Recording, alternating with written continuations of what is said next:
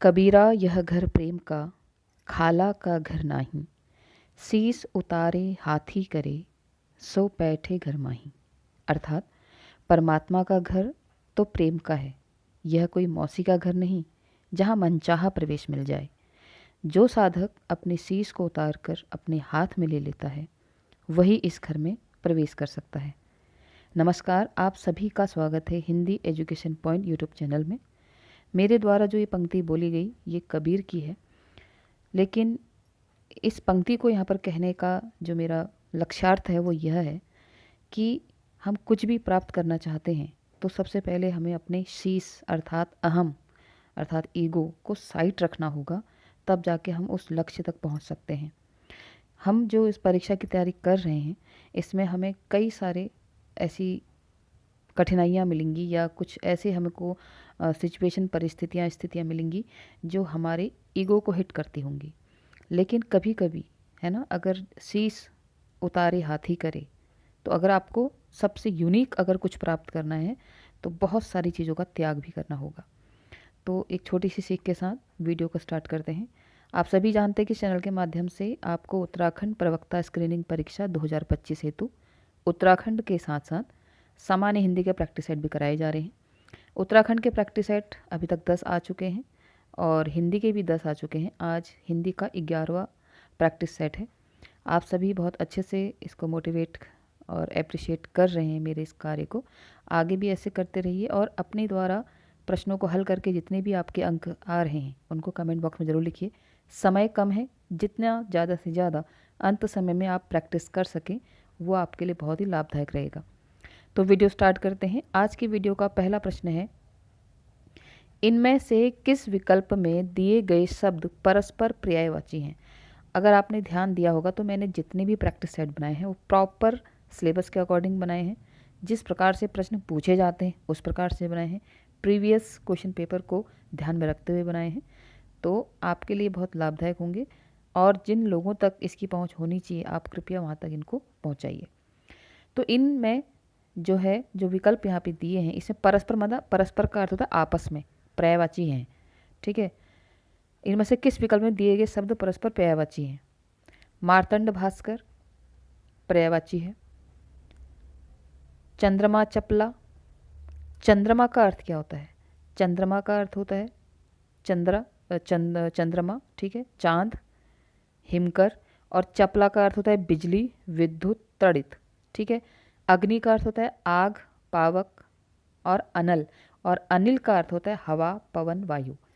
तो यानी कि यहाँ देखिए मार्तंड और भास्कर ये किसके पर्यायवाची? ये सूर्य के पर्यायवाची हैं और ये आपस में परस्पर सही हैं। ये सूर्य के पर्यायवाची हैं। जबकि चंद्रमा, चांद, हिमकर, शशि और चपला का अर्थ होता है बिजली, विद्युत, तड़ित।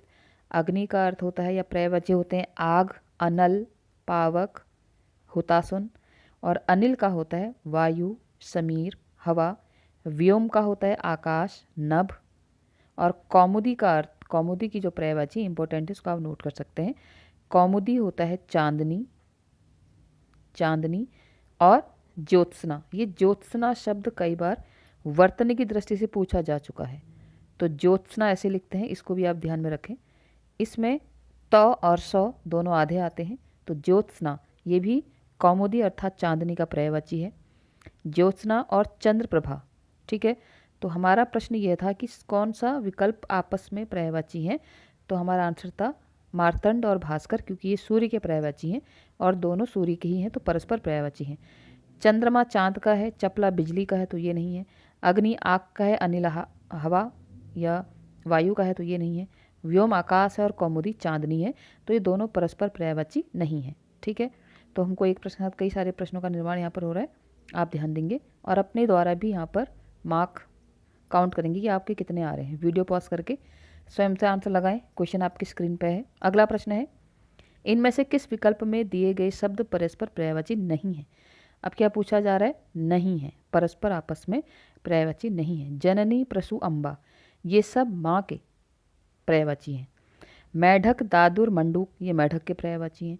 जिह्वा, रसना, अक्षी, देखिए अक्षी किसका पर्यायवाची है? आँख का पर्यायवाची, आँख, नेत्र, नयन।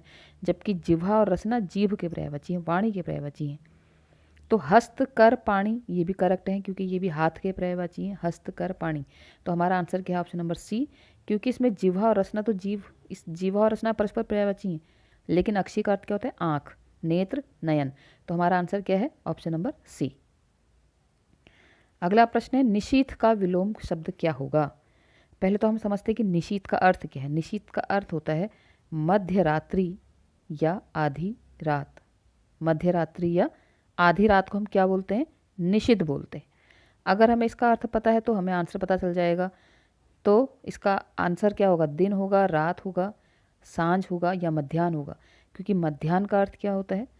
आधा दिन। ठीक है, दोपहर कहते हैं ना, तो आधा दिन। तो इसका आंसर क्या है? ऑप्शन नंबर डी, मध्याह्न, क्योंकि निशिथ का अर्थ क्या है? आधी रात, तो मध्याह्न का अर्थ क्या है? आधा दिन। तो यह है इसका विलोम शब्द। अगला प्रश्न है, भीषण शब्द का विलोम क्या होगा?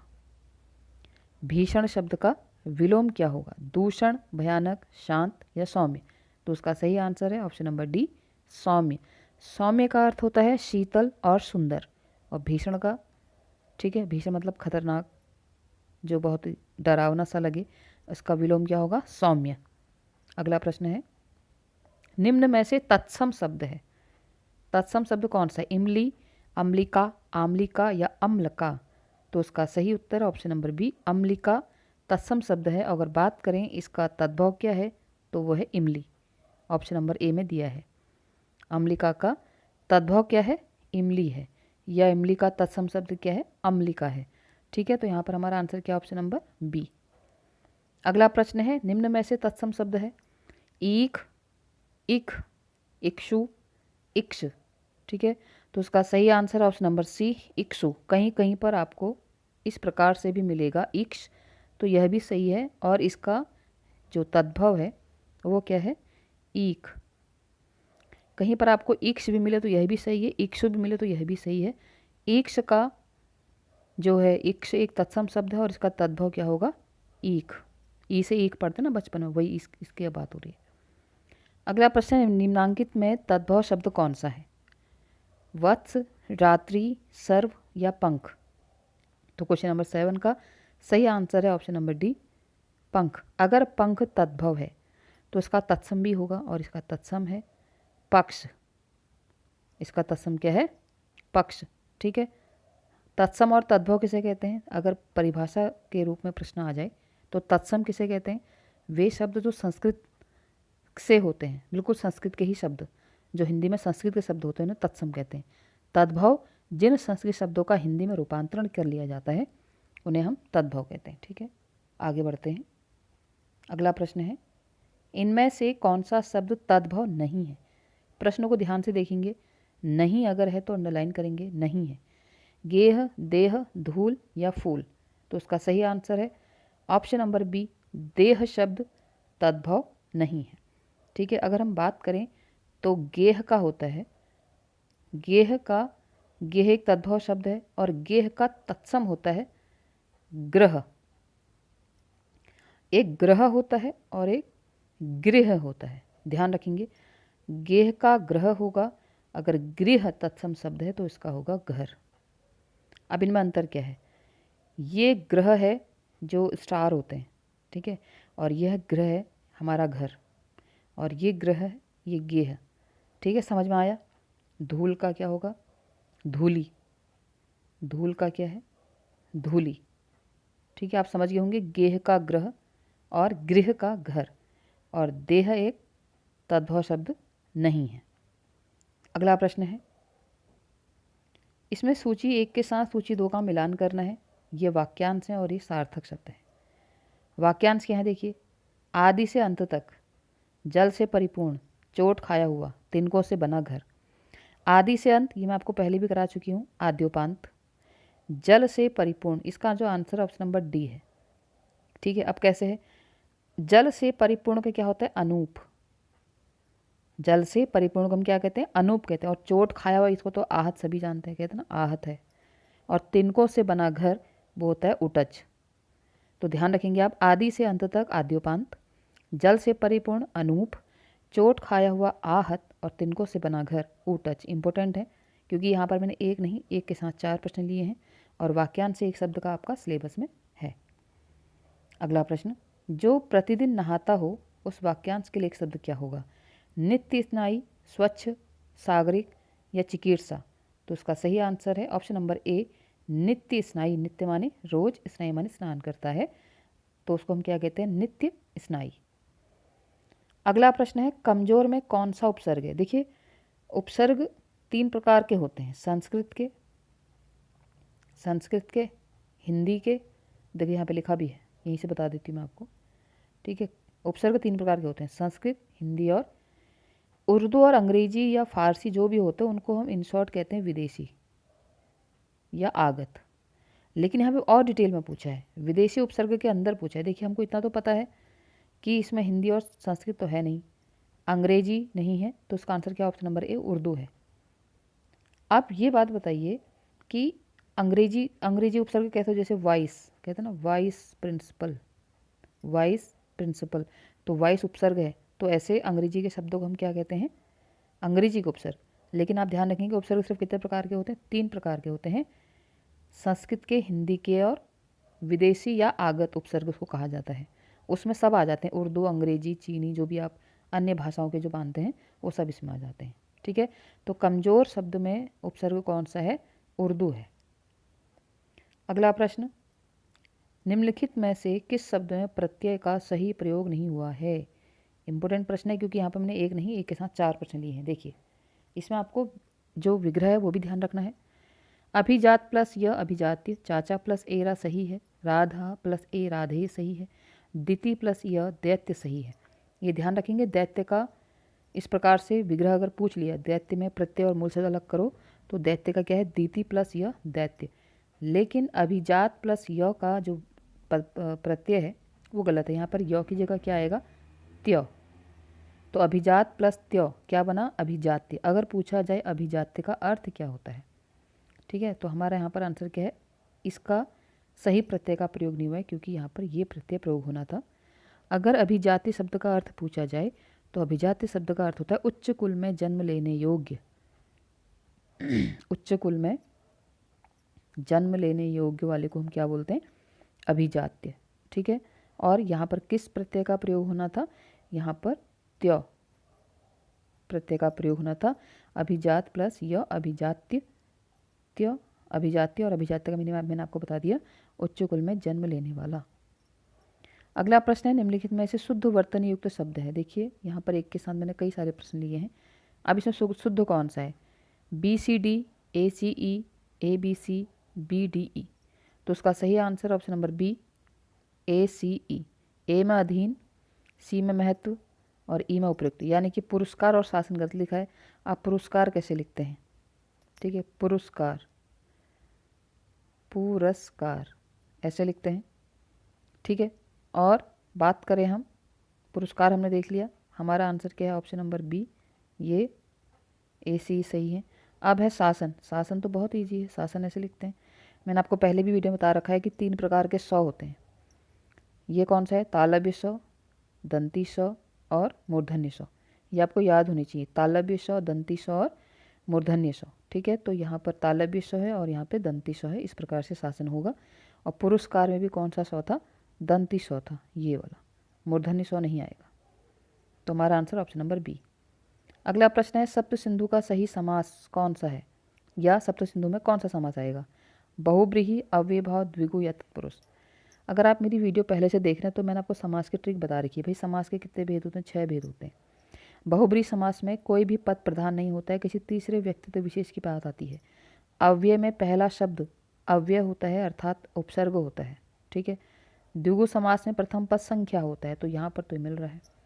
तत्पुरुष समास में विग्रह करने पर कारक चिन्हों का प्रयोग दिखता है, ठीक है। तो यहाँ पर अभी जो बन रहा है ये आंसर नहीं है, ये भी आंसर नहीं है, तो हमारा आंसर क्या? ऑप्शन नंबर सी, द्विगु समास। अगर हम बात करें कि सप्त सिंधु में द्विगु समास है तो हमें इसका विग्रह भी आना चाहिए, और इसका विग्रह क्या है?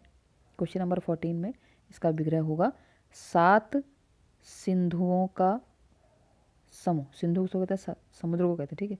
7 सिंधुओं का समूह, और क्या बना? सप्त सिंधु। और समास कौन सा हो गया? द्विगु समास, क्योंकि इसमें प्रथम पद क्या होता है? संख्या होता है। अगला है, विशेषण और संज्ञा शब्द के संबंध से बनने वाला शब्द में से समास कौन सा होता है? बहुब्री के मैंने आपको बताया कोई भी पद प्रधान नहीं होता है, तीसरे की बात होती। कर्मधारय में हमने दो ऑप्शन कर्मधारी हैं इसके, ठीक है। इसका आंसर ही कर्मधारी है, तो ये दोनों ही आंसर इसके सही हो जाएंगे। कर्मधारी, यहाँ पर अमानत तत्पुरुष लिख देंगे, ठीक है। तो आप समझ गए होंगे संज्ञा, विशेषण और संज्ञा। अब कर्मधारी जैसे नील गगन, नीलांबर, ठीक है, मृगनयनी, ये जो क्या है, ये विशेषण और संज्ञा के संबंध से बन रहे। पहला पद विशेषण होगा, दूसरा विशेष्य। संज्ञा या विशेष संज्ञा की जगह विशेष्य भी आ सकता है। और बहुब्री कर्मधारी मैंने वही आ गया। द्वंद्व में योजक चिन्ह का प्रयोग होता है। योजक चिन्ह कैसे आते हैं? जैसे माना हमने कहा राजा रानी, ये जो है इसको योजक चिन्ह कहते हैं। राजा रानी, राजा और रानी, तो इसका जो विग्रह होगा वो और से होगा, तो द्वंद्व समास है। लेकिन विशेषण और संज्ञा वाला कौन सा होता है? विशेषण और संज्ञा में होता है कर्मधारय समास, ठीक है। ये इसका सही उत्तर है। अगला प्रश्न है, यण स्वर संधि से निर्मित शब्द नहीं है, यानी कि बाकी 3 में यण स्वर संधि है और 1 में वो नहीं है, तो हमें ध्यान देना है। अब पहला शब्द है अभ्यावेदन। पहले अभ्यावेदन का विग्रह करते हैं। इसका विग्रह होगा अभी प्लस आवेदन, समझना सब है, ठीक है। अभी प्लस आवेदन, और इसमें संधि कौन सी है?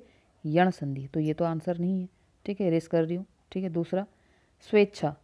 स्वेच्छा का जो विग्रह होता है वो होता है स्व प्लस इच्छा, तो इसमें जो संधि है इसमें है गुण संधि, तो ये हमारा आंसर है। इसमें कौन सी संधि है? इसमें गुण संधि, जबकि यहाँ पर पूछा जा रहा है यण स्वर संधि, तो ये हमारा आंसर हो गया। स्वेच्छा में गुण संधि है। अब हम बाकी का विग्रह भी कर लेते हैं, क्योंकि देखो नए नए शब्द आ रहे हैं। स्त्रुपयोगी, यण संधि है तो हमको पता है इसका विग्रह क्या होगा?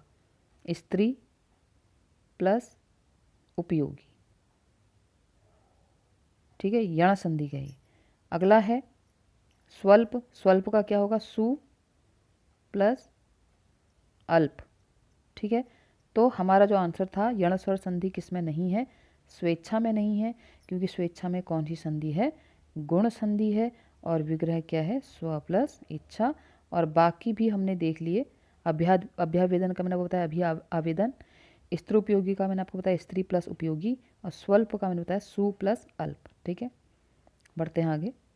अगला प्रश्न है, निम्नलिखित में से कौन सा संधि शब्द सही नहीं है? सदुपदेश, उच्छृंखल, षडमुख, कुशासन। तो इसमें जो सही उत्तर है वो है ऑप्शन नंबर सी, षडमुख। अब इसका संधि शब्द सही क्यों नहीं है भाई, देखते हैं। ये व्यंजन संधि का उदाहरण है, पहले तो आप ये समझ लीजिए। और व्यंजन संधि में जो इसका मेल हो रहा है वो इस प्रकार से हो रहा है, सट प्लस मुख।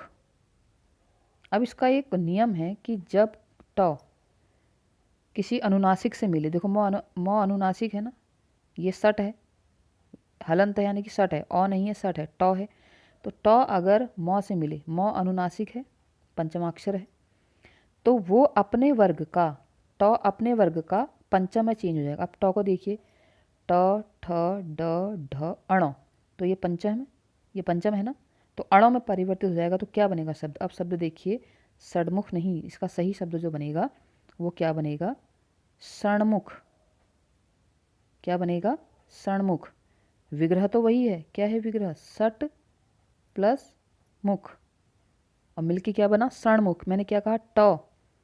ट जब पंचमाक्षर यानी कि अनुनासिक से मिलेगा तो अपने वर्ग का पांचवें में चेंज हो जाएगा, तो ट ठ ड ढ अणो, तो ट का क्या बन गया? अणो बन गया, षणमुख।